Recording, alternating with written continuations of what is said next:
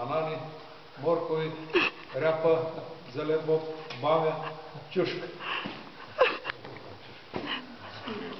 Имаше и пиене, ама този господин го изпи, сега забил глава в годината, така.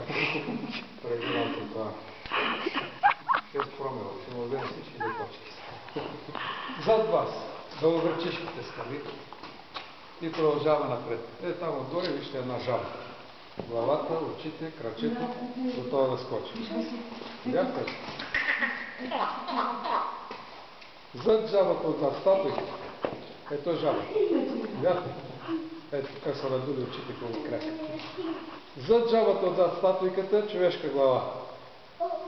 Вежди Рашидов с очела, който го познава. Зад него зъбките на акулата, разинала паша. А сега обърнете се към мен, да видите една маймуна. Ето тук пред прожектора в дясно, една по-малка от мене маймунка.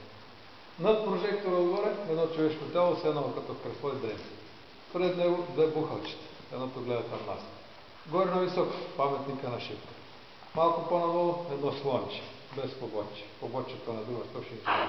А още малко по-надолу първата жена Ева, преди да бъде изгонена от рая. Вие, които сте назад, трябва да бъдете зад нея. Там запомнете къде мърда светенката и там се скрива зад без прашки. Добила на чурка, ветра